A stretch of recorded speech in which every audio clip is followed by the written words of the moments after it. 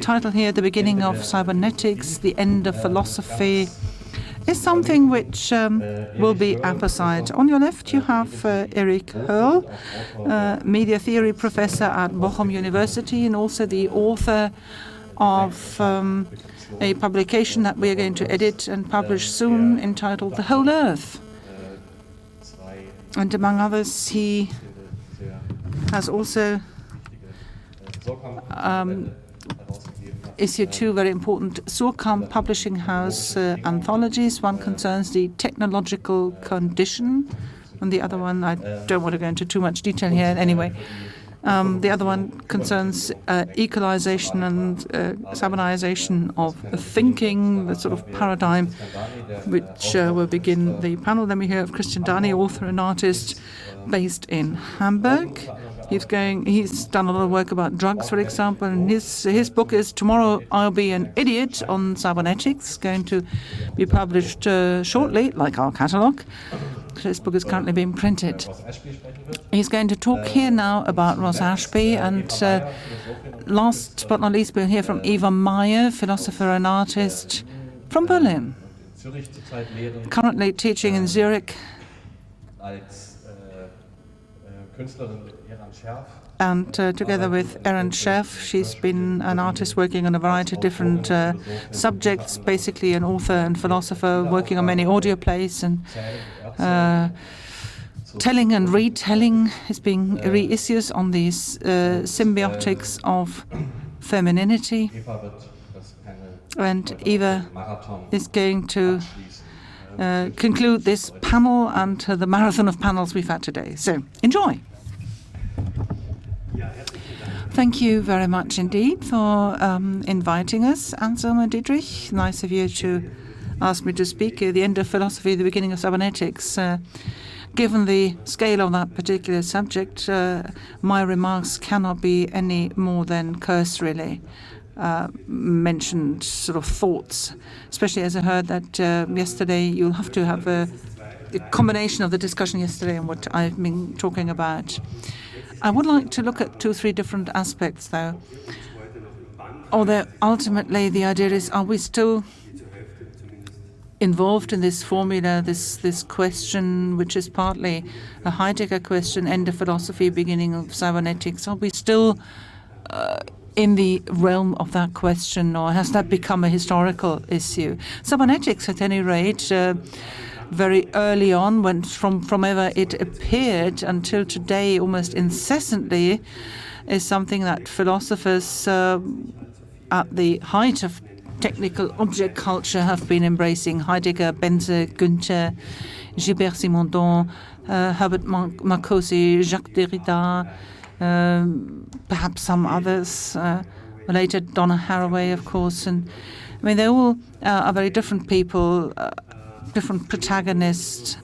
Cybernetics is something that some philosophers embraced very early on as a centrally historical, sort of sensual historical event where philosophy and metaphysics is shaped. They were turning and forcing philosophy to become a basic of new non-modern theory, developing deterministic definition type theories of politics to a version that some of you think is the end of its own development.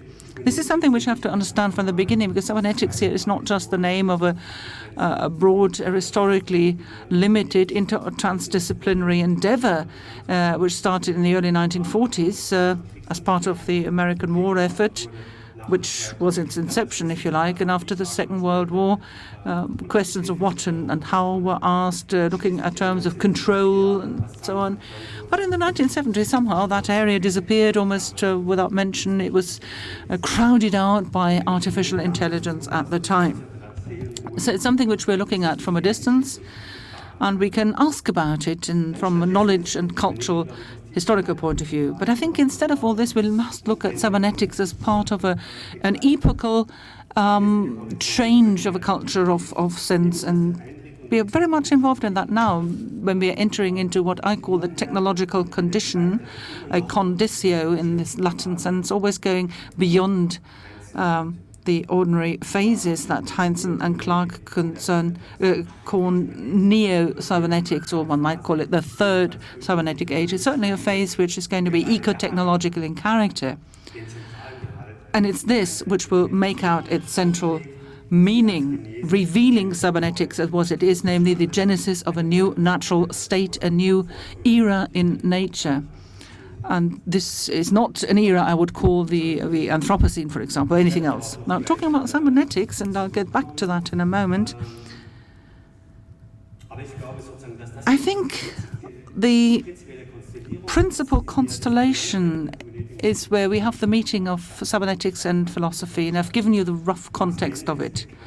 Max Spencer's well-known speech, as many of you will know, when he talks about meta-technology, replacing metaphysics, the deep technology which goes under the very skin of the world and cannot be looked at isolated or objectivized from the real world. And he talks about technology as an environment, in italics as it were, which is the best planned and most successful attempt at redefining man within nature. That's a speech he gave in 1951, which already indicates the whole transforming process in all its breadth. Just how we should answer this philosophically is difficult. I still assume philosophy has a job to do.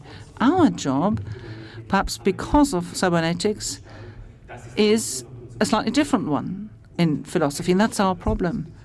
And what we are really discussing, or what we perhaps should be discussing, is just how we see the philosophy of cybernetics problem today.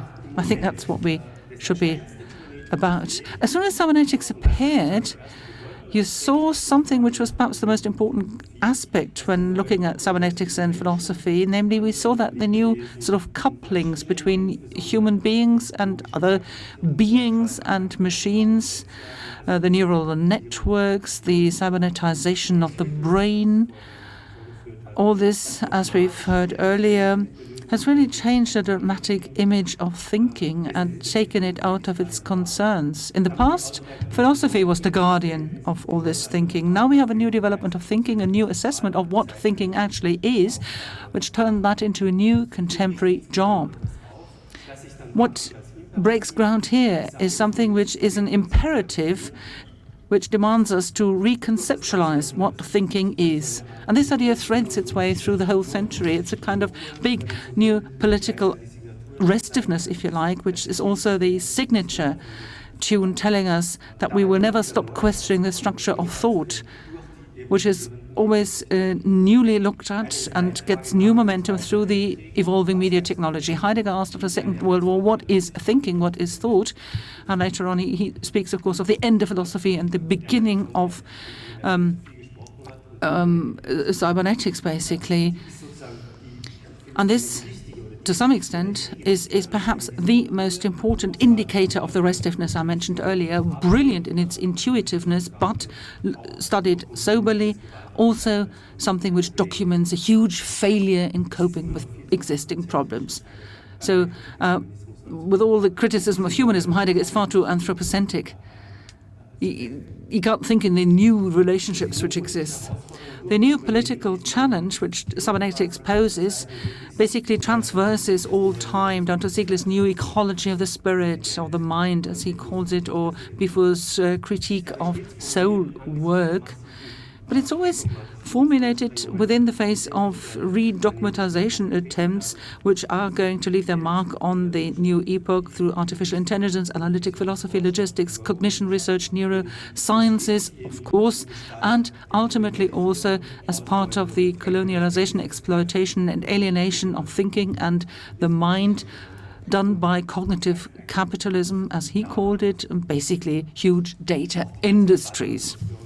The whole debate about the destruction of attention done by the new media technologies is something which is also situated on this axis that is this century.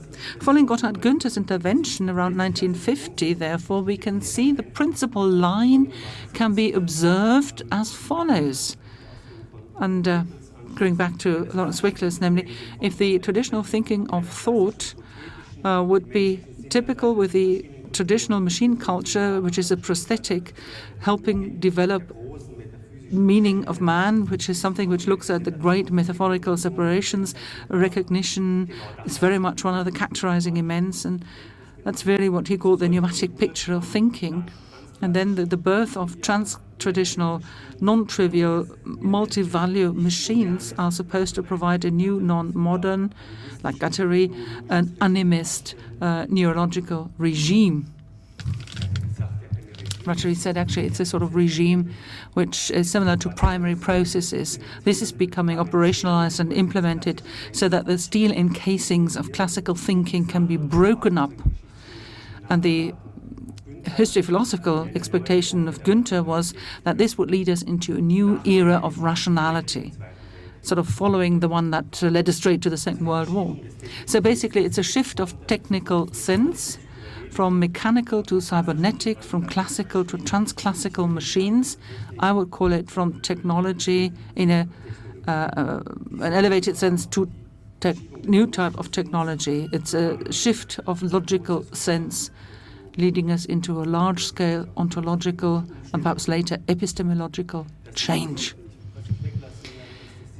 I'm going to skip all these things where these thoughts have been framed by geophysical speculation, because obviously that was the framework with which everything took place. I'm going to talk about the change of mentality from Europe to the United States, sort of that is a central historical lodestar mentality. Some people don't share that view, of course. Some people say it's a sort of withdrawal, as it were, from ancient Greece to the pre-Socratic age. I mean, there also an end of philosophy era. Friedrich Kittler also, at the end of his work, looked at that particular move.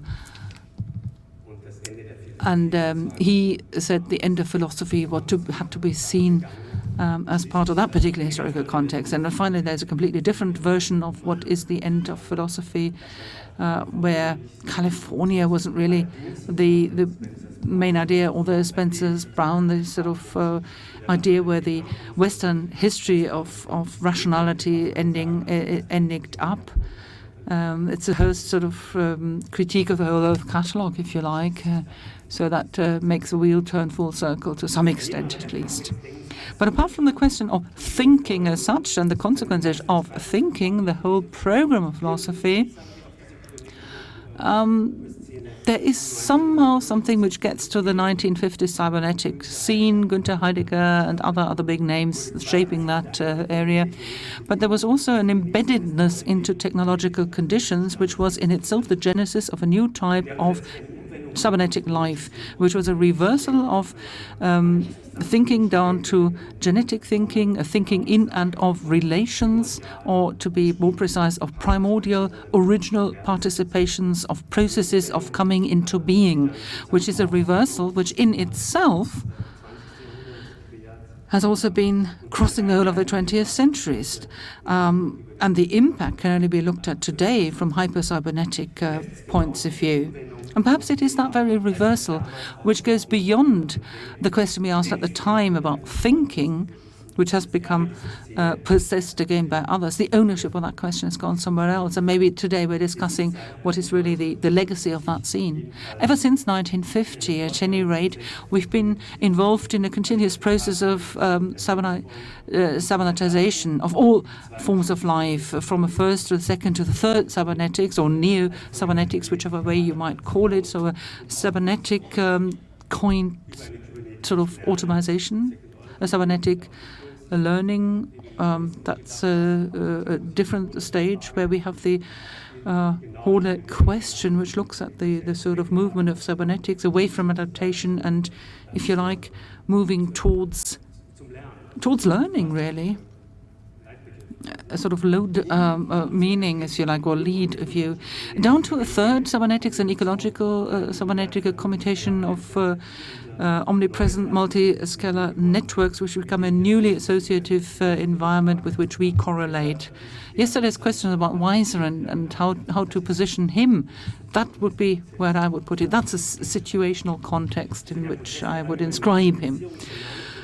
So the process of general cybernetization is the name we give to this mushrooming transformation movement, which has been ecolizing it, environmentalizing it for some time. It's an ecology of the affective, the aesthetic, and of cognition, of desiring, and of power, the experience of subjectivity, and of the implementation of psychological factors. We're talking about this new theory, which I think is perhaps the core of our theoretical and definition efforts. And like any attempt to arrive at a definition, as we know from Deleuze, is always the answer to a problem. In this case, it's the problem of the equalization movement by means of cybernization, imposing it on techno-equalization. And this cybernizing effort has led us into what we call in general terms ecology. To properly explain the gestalt of general ecology and end of cybernetics or change of cybernetics is something which I would limit on one scene, which perhaps is important as a helpful way of trying to understand the current situation. And it also reaches back into the beginning of cybernization. The thinking mandate which we have now looks at the third time of the encyclopedic spirit, according to Simon, which follows the ethic encyclopedism of the Renaissance and that of the great encyclopedia times and Enlightenment period. So what did they say in the earlier panel? Yes, it was the starting into a new maturity, and that really fits into this third encyclopedic phase of the spirit of the mind. According to Simon, every type of encyclopedism, and he wrote at the end of the 1950s, anything, he says, like this expresses society's need to get to an adult-free status, because the ruling regime and the thought patterns of individuals have gone into being prescribed and being kept artificially immature and not independent. So it's scientific and academic thinking which liberates and universalizes us, so that closed and inactive conversation processes in systems that keep us confined in a narrow area are broken up, and they have the rest of obviously allowing us to go and re-dogmatize. The evolution of technical objects in particular shows up as the main driving Enlightenment force. Encyclopedisms in future always coupled with the technology history, down to the appearance of so-called open objects, open machines, technical assemblages, as indicators of the new type of enlightenment. According to Simonon, this is what has been happening in the middle of the 20th century. So cybernetics, as he describes, is it's the third encyclopedism starting 1958, and he said cybernetics gives people a new type of maturity, quote unquote.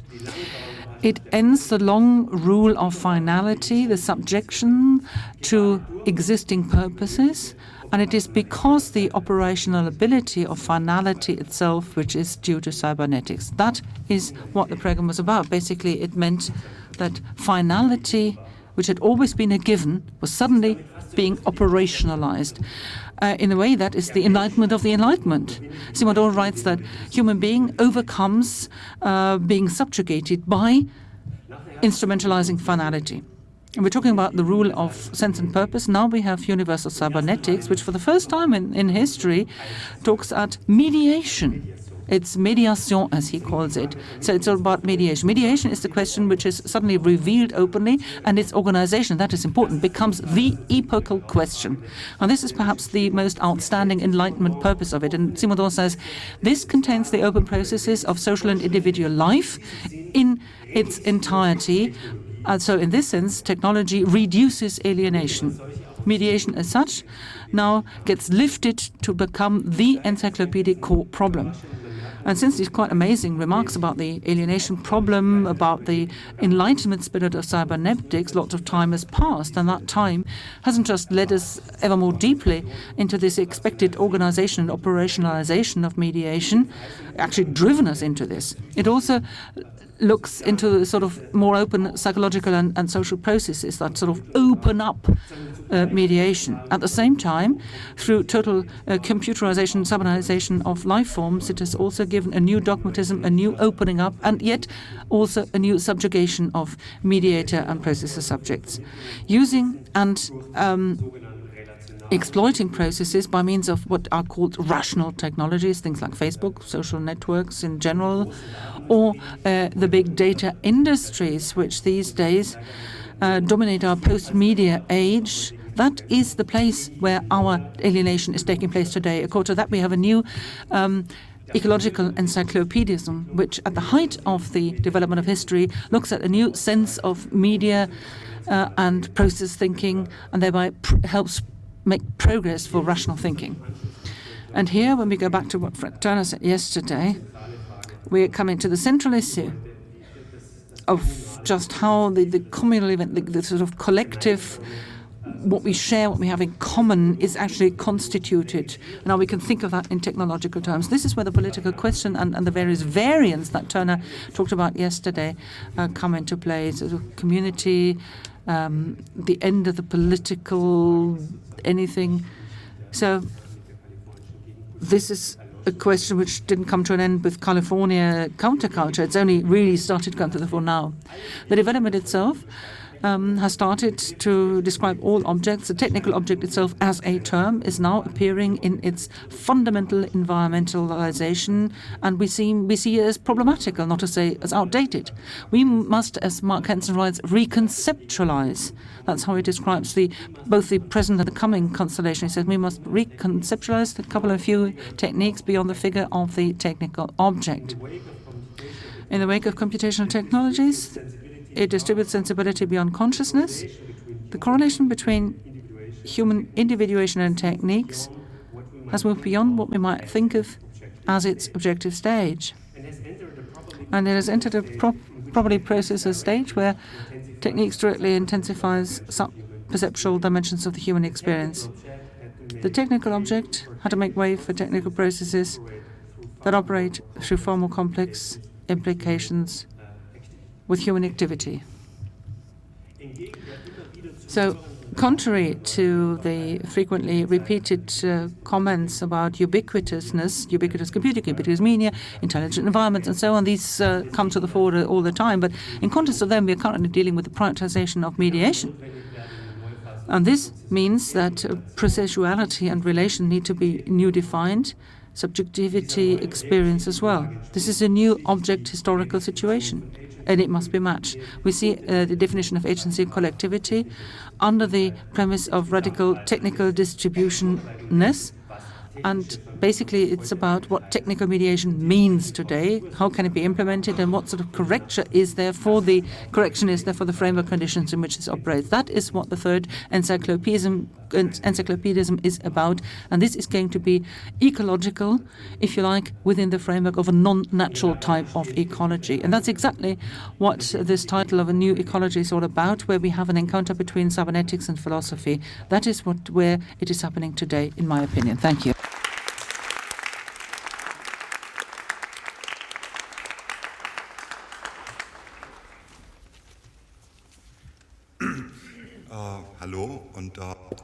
Hello, good evening, and thanks to Dietrich and Anselm for inviting me. And I also would like to thank the HKW team who made my stay a very pleasant one. I am going to give a similar presentation, but totally different at the same time. I'm going to refer to the question of whether the open systems that were described by Fondance in the 50s are still there, or whether these systems have now become closed. We've talked about a phenotype of the neo-cybernetics. I would rather call it a revenant of the cybernetic, because I think the question of progression that was mentioned in many presentations is not so clear. This figure is a roulette play. I don't know who of you goes to gambling halls a lot. But this kind of player, this gambler, has been up and around for a long time, but became visible due to the LED tapes, where the results are always presented on the gambling tables. And all of a sudden, people could look at the results and could draw conclusions about the next so-called golden number because of the earlier results. Many people did that, people who are good at remembering numbers, so they wrote them down. But there were more and more people using this opportunity. And I think it's similar to the neo-cybernetics. They go back to those roots of cybernetics during the Second World War. But what I did not quite like in Erich's presentation and the presentation of Fred Turner, I mean, it's not just a war science that developed. There was a mathematician who dealt with cybernetics even before the Second World War. And he was calculating how far the bee could fly, how drunk people move. That's theoretical maths. Lots of colorful images. And then there's the Second World War. And this mathematician wants to stand up against Nazi Germany. And he's short-sighted, and he thinks, how can I sort of contribute to the war? And he develops a project for a machine that links geometry with probability calculation. The problem is airplanes are flying in the air. It's like in a duck hunt. I mean, if you aim directly at the duck, you would miss. You have to develop an assumption where the duck or the plane will be the moment the bullet hits. And Wiener wants to develop this machine because, I mean, the central problem during the Battle of England is to aim properly. And Wiener says, I have to take a drug to get this machine done. And he develops curves. He looks at things that have happened recently, and due to this retrospective, he tries to draw conclusions and draw a curve that projects a moment in the future. And he focuses his experiment on the behavior of pilots depending on the flight situation, the weather situation. His project fails. He cannot develop this machine because calculation apparatuses are not fast enough. You can't get it done. But he develops a kind of lengthy dossier which gets very popular amongst the military. It was called the Yellow Danger. It's just a project report, but for many years, this is the first document next to the Schengen papers that is used by the military. So Wiener says my war work was relatively short, and it was to no avail. Then Wiener, I mean, he's not a military man. And then his next major step, or the next step for the development of cybernetics, takes place outside the military. Wiener has become unemployed after the war. He works together with a physician, Arturo Rosenbluth, and does investigation into the pathology of feedback. So working with a physician means he departs from his very strict engineering thought and develops ideas regarding physiology. He wants to do research into feedback. Feedback was mentioned only once in the context of the Grateful Dead. And Wiener says both for negative and positive feedback. there is a pathology. But what he means is that it doesn't work. Feedback is efficient in a certain area, but outside that area, it's not efficient. So he tries to establish a relationship between a function and an illness. This is the beginning of an equation to be built between men and machines and cybernetics, which is then changed in a complex manner. But this has no longer anything to do with the war, so you shouldn't consider the war to be the father of all things. The third reason will lead me to Heidegger. It's a model that was developed by Ross Ashby in the early 50s, the so-called homeostat. The homeostat in cybernetics and its development means a major breaking point. Hitherto, people have thought there would be some kind of movement in time. One has to look at the past in order to plan the future. And Ashby's model is different. He's a psychiatrist. He is British. At the time, he lives in the UK, is the director of a psychiatric hospital, and of course deals with people with mental illnesses. And he develops a very offensive model, this disorder. Of course, disorder always means for cybernetics it's unclear information that prevents planning. So he develops the model of a homeostat, where he focuses on the disorder as such. The homeostat looks like a honey pump or the honey pump of Joseph Beuys. There are 4 generators with a kind of control device in the middle. In these generators produce noise all the time, random disorders, disturbances, and the homeostat develops a cure in a way. He looks at the disturbances, the disorders, doesn't try to regulate them, to control them, but develops a kind of medium value that can then control all these disorders. So the only purpose is the self-preservation. Of course, the machine can change too, but its overall function is to keep up, preserve the principle. That's the only purpose that this machine has. So this machine cannot do anything else.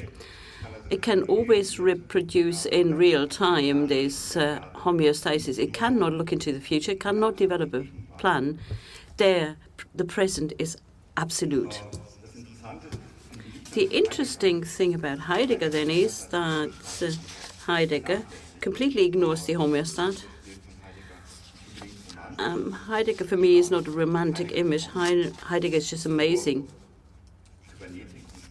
Heidegger looks at cybernetics and thinks he's found something. He doesn't discover it, but he thinks immediately that his longing for self-control can be fulfilled there.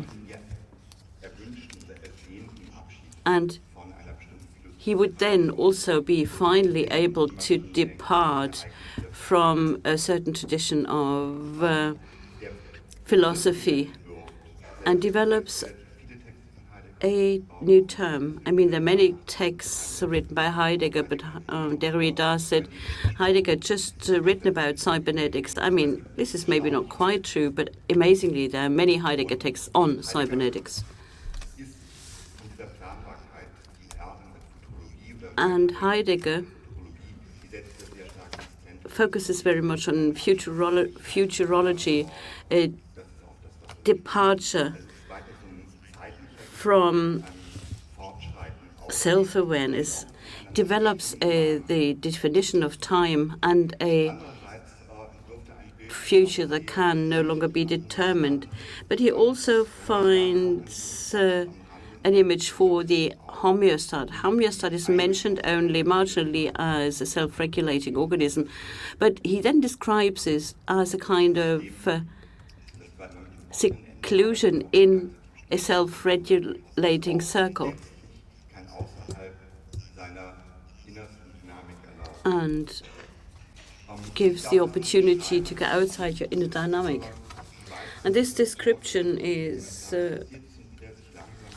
quite befitting how the homeostat was developed, how it found its way into society. The homeostat is early on used by Stefan Beer in the 50s. He's also represented in the exhibition, and the homeostat is seen as a human principle, a management principle. And management also means you want to always balance something. And the homeostat there tries to adapt homeostasis, a natural process of self-regulation, and they want to automate that. And Stefan Beer wants to do that first on the level of economics and then on the level of a whole society. The large-scale pilot tests in Chile is represented in the exhibition. So Beer saw himself as a post-ideologist, and whether he would be providing services for capitalist or communist country, he didn't care, because it was just about economics. I mean, he wanted to just render a whole society cybernetic. Chile failed quite quickly. The real transition takes place later in the St. Gallen model, the human model that was developed in the mid-80s or even a bit earlier, beginning of the 80s, where there are many concepts and practical representations of what we call practical capitalism today. And there, a bridge is being built to radical constructivism. Heinz von Förster develops management concepts, and step by step,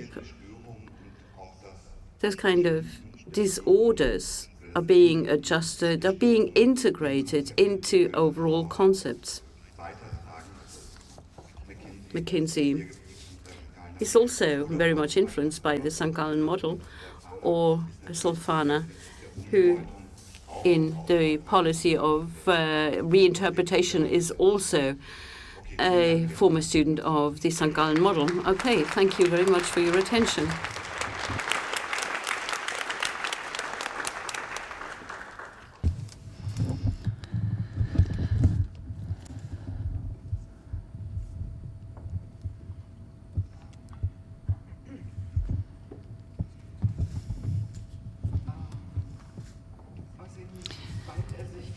For reasons you will soon understand, I'm going to do something different from my predecessors. So I'm going to read out a paper.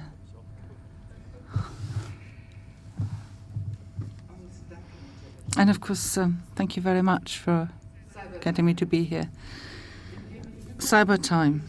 In Exercises on Political Thinking, Hannah Arendt, in 1968, diagnoses a contemporary problem. And that problem means human beings can successfully do what they cannot comprehend or express in everyday human language. But it is not lagging behind social sciences, which social sciences do, or the fact that the development of the human being is not catching up with technical know-how, which makes Arendt so worried. What worries her is the lost contact between the world of senses and manifestations and the physical world of the view. It's not the scientists that retranslate this, it's the technicians that restores it. Absorbed by technology and turned into the world of facts, thereby introduced into our everyday world, every new progress makes it less likely for the human being to meet something in the world surrounding him which isn't man-made. In other words, which isn't man in another guise. We are proud in what we can do, and it would disappear in a type of mutation of the human species. The whole would be nothing else but a biological process writ large, making superfluous all our expressions that make as well as transcend our behavior. In other words, do we perhaps live in a world where everything has function while nothing has meaning? A world which no longer knows metaphysical unity, striving for principles and transcendence, a world of algorithms, where maybe machines take over the functions that priests used to have when there were still gods, when society does not define itself as a political commonweal, but as a large machine. Like Immanuel Kant, Arendt also bases her ideas on the transcendental knowledge of the self, which has said goodbye to transcendental regions, but still sees a transcendental or existential reason of system immanence, which determines its thinking in transcendental or logical ways.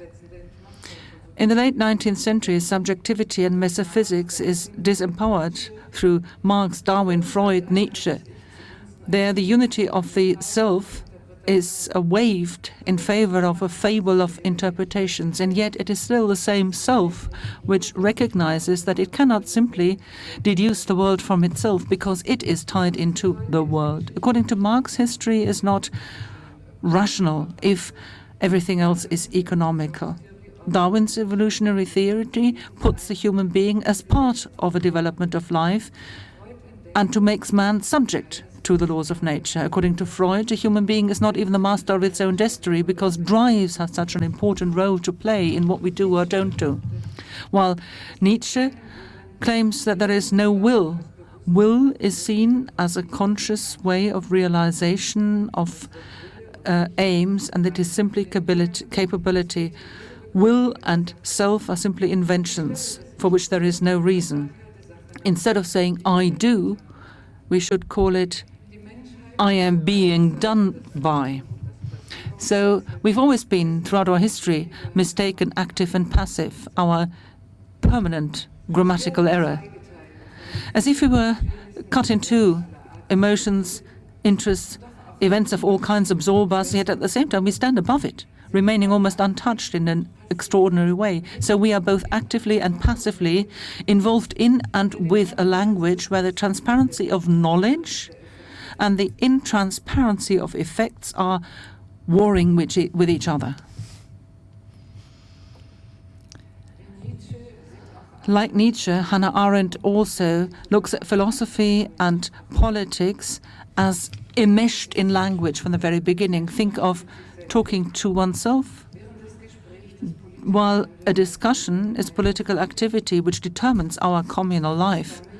But this isn't just a contradiction between two ways of speeches, it also determines a relationship. If we follow Arendt and her thoughts further, then the loneliness of thinking makes me never be alone, because I am with myself. And this self, which never becomes an unmistakable, determined non-self, is also everyone. This self neither represents me nor everyone. It makes me part of a community, yet does not create a common identity. Anonymous and personalized presence identifies the me, and yet it is the movability of combinations which never exposes me as a physical, indeterminate determination. Non-persons have, it's not persons that have voices, but voices and persons become interwoven in a new type of language and thinking. This is not the usual type of monologue. Its ideas, images, feelings, memories and impulses go right to the threshold of consciousness. This is where language seconds us from outside, or to be more precise, language reacts to itself in a language awareness which transforms both itself and us. There is no sense that waits to be discovered by us, and yet we can expect a future sense which is open and plural, a language in the status of a never-to-be-concluded interpretation. Its meaning is to be seen in the probability of having meaning in the future when it reads itself, when it rewrites itself and reads itself as a rewritten language, thereby taking part in the process of bringing about the future of its own self. From now on, language is no longer something which can be mistaken for its concrete or abstract use. I am not simply somebody who knows and writes. I am a personal medium of language in a transition of a knowledge of my own sense with inhibitions, which brings me to a depiction of the time. It isn't just history, which concerns just with itself and its own reflection of the world as it generates itself, a reflection of the world which would be forgotten in a contingence which is self-perpetuating. Because now we're talking about the multi-voice combination of experience, an experience where acting, comprehension, expression may well lag one behind the other, just as every reason only appears retroactively in our thoughts. This is no longer about a successful or non-successful translation to a medium. The medium itself has the will to depict itself, to present itself. And once that becomes reformulated, it leaves the realm of what has been and newly unfolds in cyber time. Gotthard Günther, like Marx, criticizes the fact that the object, the reality and sensuality only is looked at from an object and descriptive point of view, but never from a human activity, practical way, a non-subjective way. But that would be what cybernetics is all about. And Günther paraphrases Marx when he says that in cybernetic technology, the object becomes practice through a central human activity. It becomes therefore subjective as a possible subject as part of the human being. And it is this view that technological action follows, which transforms it within the confines of that meaning. That's the dialectic of work, which Marx considers as the non-objectified stop of work, i.e. negatively seen, where work is absolute poverty. Poverty is not a deficit, but a complete exclusion of material wealth, while at the same time we see it as a subjective existence of labor, which is then to be seen positively. So work is not an object, but an activity. It is not a raison d'etre, but it is a living source of will. According to Marx, there is no contradiction to be seen, or every contradiction, if you like, in the sentence that poverty needs absolute poverty as an object, but also it offers the general possibility of wealth, and both are subject and activity, mutually conditioning each other and following from the very heart of what work is. As an object existence of capital, they are also the result of capital, while they themselves predicate the existence of capital. And as long as there are contradictory situations with which it identifies itself, this is a dialectic which remains wedded to capital and the idea of value, and will only understand an object as a subject potentially. However, if it creates an existence space for itself in time, then it will unfold as two types of experience which cannot possibly become congruent. One for the subject, which knows itself to be within the world, and which can bindingly orient itself in object realism, and the second one, which has excluded itself, taken itself out of the world, while being able to use all universe as part of its consciousness. If cybernetics discovers space, then cybernetics does this in the American way as a new frontier, very different from the old-style European back to home, the Odysseus principle. All expectations for coming back to home and one's origin are let go, and without any fear it navigates out into the open, into the unknown. And here it's not just the formats of the old idea of the world with its secular heaven inhabited by gods. Williamson talks of cyberspace as a non-color room, a room which isn't a space itself, cannot be colonialized fast enough. If the world to the west, to the digital dreams of the California supermodern is where it would lead. And ultimately, this wagon train follows the ideas of power and money and ends in Silicon Valley, all in space. This freedom of movement of the human being within space is something where we lose the world metaphysics, and then also language will capitalize, as Günther calls it, our spiritual means of communication. Yes, we can still talk to each other, and in loose verbal communication enjoy basic human contact, but there is nothing we have to say to each other anymore except exchange data and facts, which are of practical technical value for our immediate way of life. If the solar belt, which surrounds Earth, is part of cosmic space, becomes our neighboring world, then we need different types of experience. We need to imagine something other than that. Our physical space borders on metaphysical world, and anything further goes into what is transcendental.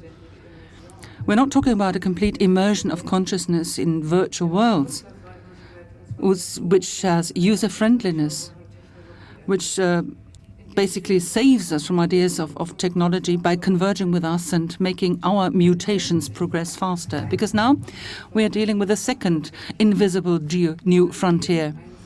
It's a frontier that goes right through every single one of us and which still spreads metaphysical terror. At least in negative terms, we remain linked to the preconditions of our own spiritual existence, this threat that we have on Earth as human beings, which often leads us to be witless, helpless, or experience religious despair. But if that is no longer spatially as a nebulous being above our spiritual landscape, we can take their regional roots away and become aware of them in cyber terms within ourselves. That is the project, the modern self, which we call globalization. Globalization, however, according to Günther, is the installation of an epoch-making new, for the first time, planetary and technical spirituality. In literature, in fairy tales, even in Genesis, the book of the Bible, we see an anticipation of what this is about, according to Günther. Just think of the mythological way in which the creation of man and woman is described. Even in its canonized version, they don't just happen to exist in two versions. There is a first version where God, without anything else, creates a man and a woman simultaneously. There is a second version, which from the first book of Moses puts it as such a way that the creation of man and woman is not identical. In between those two, the narrative stops. If you grope through the fog of this, there is a non-organic development of this narrative. It doesn't follow the conditions of space and chronology and time. Therefore, it repeats one after the other this time. From a lump of earth, a human being is formed, whose loneliness, as we know, is not good. Now, it can give names to a bird under the sky or an animal, but it cannot refer to itself. It may have consciousness, but not self-awareness. And that is why the narrative is interrupted yet again. But this time it is done so in a very organic way. The human being is put into deep slumber, so that God can take one of his ribs and then close it with meat and use the rib he's taken out by building woman. But this doesn't just give us a suggestive reality, as is normal in myth, because spiritual processes are dealt with as though at the level of reality. What we also see now is that there is a material translation or transmission between two types of awareness, one of which was created through earth, while the other one is generated through matter, which already has life. So one is a subject coming from matter, a you, which is equal with the I, but not immediately so. It only becomes so because of being reflected through the medium of objectivity. This is a leg of my leg. This is flesh of my flesh. The perfected self-awareness, then, is not simply manifested in naming, but it is also something which is ascribed to another authority. You call it Männin because she was taken from the man. She will be called woman. We might be intended to see this as a historical evolution of the history of man, intended to denigrate woman. But instead we should see it as a composition of a multi-layered difference image, which only in the feedback of relationships between I and the other becomes important.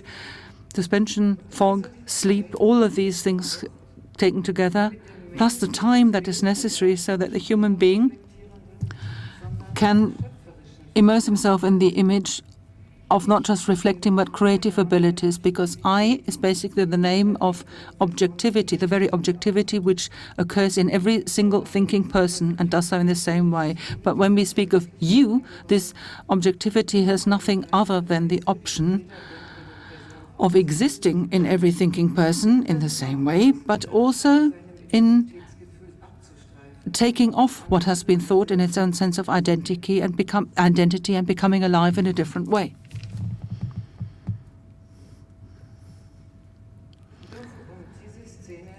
In order to understand that scene better, we need to let time pass. We shouldn't simply remember that the creation of man and woman was not identical. We should also remember that woman was created from a body which already had been given life through subjectivity and is therefore the image of that body. It will be called woman because she was taken from man. Doesn't just mean that man identifies with that creation woman. It also means that woman is the medium where the selfness of man is described and expressed as the medium of the self-behavior. Woman is at the same time the limit of man beyond which he or she cannot go, because she is the one who can want something that goes beyond her own confines. Therefore, there is a change of identity that happens in the famous sin. After the sin has been committed, the Creator calls its creation and says, "Where are you?" And he says, "Where are you?" because he does not recognize it. His own role has gone back to its creation, which is beginning to experience its own history. If in our own thinking you is seen as the other self, the self that does not think for itself, and we recognize it as such, it will give us new powers that come from outside within us and yet which match us in our difference, in a certain way of a non-matching of actuality and potentiality. They confirm, reaffirm and repeat what goes beyond us in the direct and exclusive view to history. It looks at what doesn't become visible. It is a source of a we, an us, less a question to an answer to a question, but more a proposal as to how our history can continue. In order to talk about this proposal, the narrative is told, not just reminding us of who we are, but also, particularly, how we experience and survive that question, because the metaphysical preconditions of the self in the capability of action that the you has is exploited, so that physical reality becomes part of and disappears in an immaterial network of relations. What is it that disappears? It is the objective fact of a natural language and the subjective spirit of the language, which found it sufficient to have this insufficient means of communication. We can be regionally accumulated in a multifacety of attributes, but we do not then understand that it is our very diversity where, globally seen, we are the same. And that is where our wealth is to be found. In reality, though, it is not enough to keep hold of a cultural or historical I. We need not just history behind us. We also want to have a history in front of us, and that should be a history which doesn't simply want to be recognized and lived. Because if the alien you mixes and mingles with the self-I, then a part of it, a residue, becomes alive again and will continue to write us into cyber time. Thank you.